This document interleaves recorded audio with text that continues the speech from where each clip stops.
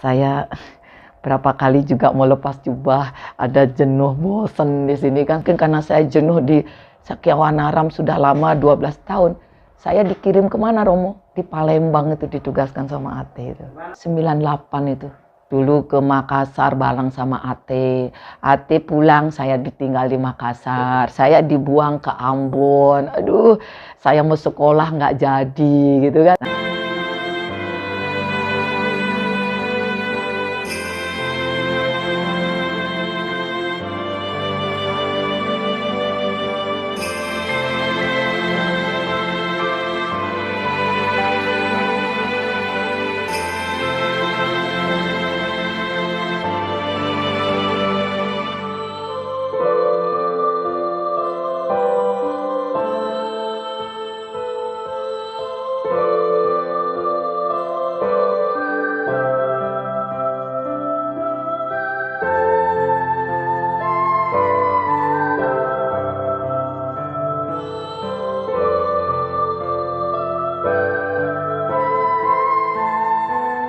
Saya jadi polisi, kan dapat jatah dari papa. Saya sudah lulus. Nah, karena saya tabrakan, saya kan suka ngetril itu sama teman-teman anak-anak ABRI kan.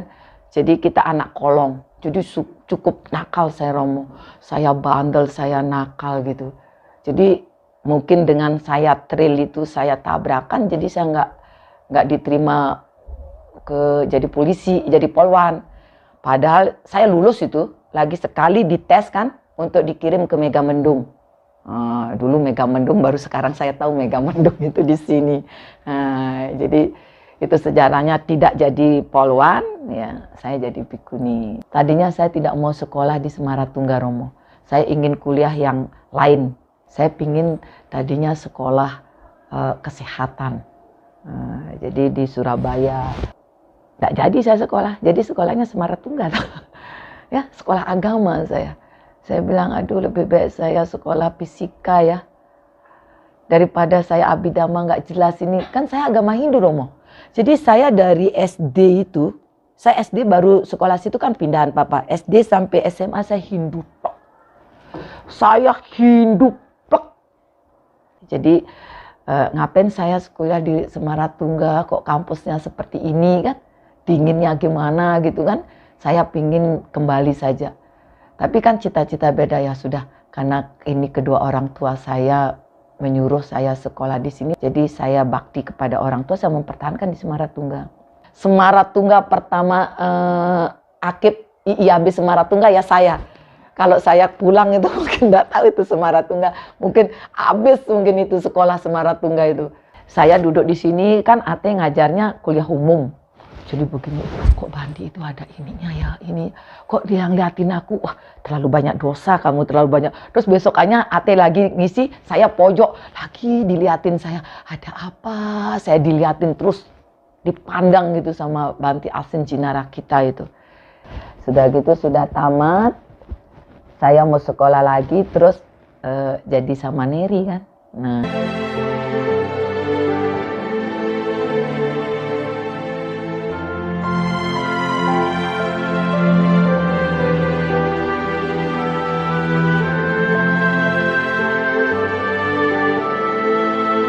Cita-cita saya itu jadi wanita karir, ingin ngebahagiakan orang tua itu. Jadi tidak seperti ini tadinya. Nah coba-coba 3 bulan. Begitu mau coba-coba, mau lepas jubah, Ate pergi sama Batiku Salo. Saya sudah jenuh mau itu. Nah itu saya 6 bulan itu langsung dijadikan bikuni Romo. Saya 88 masuk jadi samaneri. Pas hari kelahiran saya itu. Jadi saya jadi samaneri. Terus saya bulan Maret itu waktu pas acara apa banyak sekali biku sini. Saya jadi bikuni. Makanya saya bikuni pertama yang di Upasampada Banti Asin Jinara kita. Sama Banti Santi. 2 itu mau. Makanya saya tidak mau keluar negeri. Saya keluar negeri ada aja gagalannya gini-gini. Kenapa saya tidak bangga sih? Saya punya guru besar. Banti Asin Jinara kita yang mau Upasampada saya.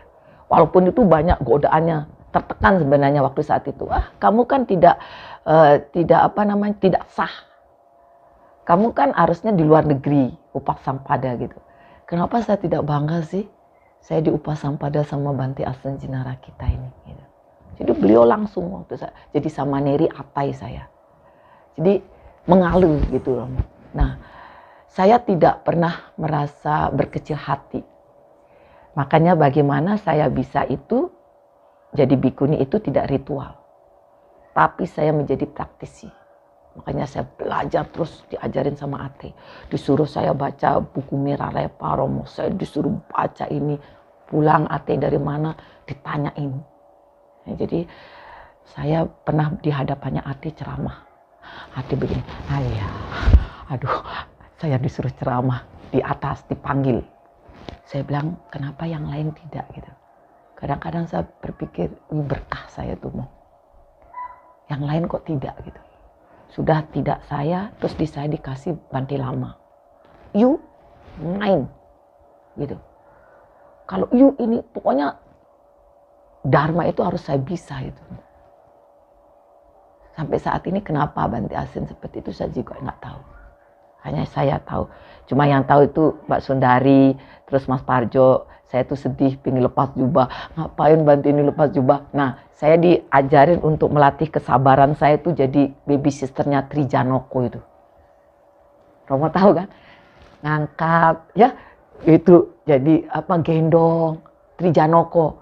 Terus Trijanoko juga iya mau sekolah saya yang mandiin, saya yang dianuk Trijanoko itu.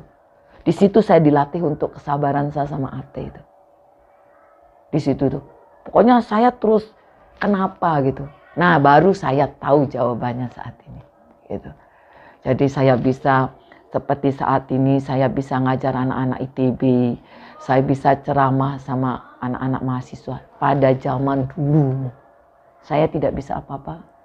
Tapi setiap kalau saya diajak sama Bante Asen pasti saya disuruh. Itu yang paling mudah, bikuni. Ya enggak? Udah gitu terus saya disuruh deket sama Bu Parwati. Bagaimana wanita itu? Sangga wanita. Sekarang udah diganti sangga bikuni, sangga agung. Harusnya sangga wanita. Kenapa Ate kok sangga wanita? Sangga wanita itu adalah perempuan. Kan ada Kewani, Kongres Wanita. Kita di Indonesia sangga wanita. Sangga wanita itu bisa Tantrayana masuk. Nanti Theravada masuk. Mahayana masuk. Kalau sangga bikuni itu bahasa Pali. Nanti tidak masuk Mahayana Tantra. Kalau biksuni tidak masuk nanti Theravada. Nah, kenapa dibuat sangga wanita? Ternyata untuk merangkul jadi satu ada sangga wanita itu. Luar biasa. Ya. Kenapa kok tidak sangga bikuni Ate? Kan bikuni atau biku. Nah, kalau biku kan parita, Pali. Nah, ini Mahayana tidak masuk. Nah, kalau biksuni nanti suatu saat kan ada bikuni, Theravada. Nah, kalau menjadi satu itu kan sangga wanita, lengkap itu. Sangga wanita, nanti menteri wanita, kongres wanita. Nah, wanita itu di Indonesia kan dijunjung tinggi. Nah, dan inilah Kartini-Kartini muda. Ya, bukan bilang Prajapati muda, tapi Kartini-Kartini muda untuk memperjuangkan wanita. Maka dari itu saya ikut Ibu Parwati. Maka dari itu Bu Parwati itu hebat juga. Memperkenalkan kita sama Ibu Tin. Kita ke Cendana. Terus diperkenalkan kita sama Ibu Min Sugandi. Waktu itu Bu Sulasi, kenapa siapa itu Ibu Menteri Wanita. Romo, ini loh ustazahnya Buddha. Ate itu enggak mau pernah memamerkan biku-biku. Tapi kenapa dipamerkan bikuni? Saya tanya, kenapa Ate? Iya, karena nanti yang bikuni itu yang bisa deket sama ibu-ibu. Karena ibu-ibu itu punya banyak masalah. Nah, kalau bikuni-bikuni itu banyak belajar tanpa harus tidak ritual, tapi belajar dharma sedikit, nanti yang banyak ke wihara itu perempuan. Pundarika. Yang datang itu perempuan. Tuh contohnya kan tuh Pak Mi. Ya, nanti yang mendukung Buddha Dharma itu para biku sangga itu ibu-ibu. Nah, pada saat itu kan saya tidak tahu Romo. Kan saya masih bayang-bayang kan. Saya tidak berpikir akan seperti saat ini saya itu. Ini Bante Asen. Kenapa ke saya? Gitu kan? Kan bikuni-bikuni itu. Kenapa ke saya? Sering di mobil juga cerita, kadang-kadang di atas jam 2. Saya tahu Ate itu naik ke atas cerita tentang kebahagiaan, kedisiplinan. Saya diajarkan, kalau kamu jadi bikuni itu harus komitmen, jujur, ya, disiplin, tanggung jawab. Kalau kamu itu bisa, kebahagiaan itu ada. Nah, sampai sekarang ini saya pergunakan, makanya saya tidak ingin pernah punya cita-cita punya ini, Romo. Saya ingin punya ini, tidak. Tapi saat ini saya bahagia sekali. Ibu-ibu itu, saya deket sama ibu-ibu bener. Banti Asin itu. Apa itu? Kenapa saya disuruh deket sama ibu-ibu? Ternyata ibu-ibu itu banyak masalah. Makanya saya diajarin, ikut saya seminar. Belajar bagaimana cara memahami keluarga. Disuruh baca suta-suta. Buku saya tuh banyak. Kemarin tuh hancur karena gempa itu. Jadi saya beli buku itu banyak. Saya dilatih sama Banti Lama Wajrasagara itu. Bagaimana you jadi ini? Contoh gitu. Nah mungkin ditahu saya itu, mungkin sejarahnya itu, makanya saya dipertahankan tidak lepas jubah, Romo. Jadi dulu kalau saya ingin punya duit itu saya ngancem orang tua saya. Jadi bikuni itu enggak punya duit, udah saya lepas jubah aja, saya jadi wanita karir, Bu. Saya ingin bahagiakan ibu sama bapak. Ya terserah. Terserah Banti kan tujuannya. Tapi pikir, setiap saya enggak punya duit, minta sama bapak sama ibu gitu. Jadi ya udah dikasih, ngancam mau lepas jubah saya daripada saya enggak itu gitu. Nah pada saat emosi waktu saat itu kan begitu. Jadi begitu berjalan saya belajar. Ya, setiap saya mau ke China, ke Taiwan tuh gagal terus, Romo. Kenapa nggak ngerti. Tapi begitu saya pingin cita-cita ke Myanmar, bisa saya tanpa harus lama. Saya bisa ke tempat Ate gurunya itu, saya puasa dan saya latihan di situ. Saya tidurnya ya luar biasa di Myanmar, di Panditarama. Saya ketemu sama para nenek moyang saya di sana itu. Gitu. Jadi terus guru saya juga Tantra Indonesia Banti Dewa. Setiap saya pergi ke tempat Tantra itu pasti saya bisa ke Bhutan, saya bisa ke Tibet. Tapi saya mau ke Taiwan, ada aja ini. Ya, ke Hong Kong, ke Taiwan mau belajar. Ada aja. Kenapa enggak ngerti ya? Memang mungkin pas waktu saat itu mungkin enggak nyambung kali ya. Mungkin bahasa juga Mandarin, mungkin enggak nyambung lah kamu itu bahasa Mandarin kan gitu. Biasanya di rumah kan bahasa Parita gitu. Makanya kan dulu suhu Tenzin tuh marah banget. Jadi Banti Jinakumari mau ngajarin saya Liam King itu bahasa Hokkien. Kan saya kan intelektual IIAB Semaratuga. Saya bukan ini tujuan saya gitu. Ya Bunda. Bukan Liam King tujuan saya. Tapi saya ingin belajar Dharma yang gimana gitu.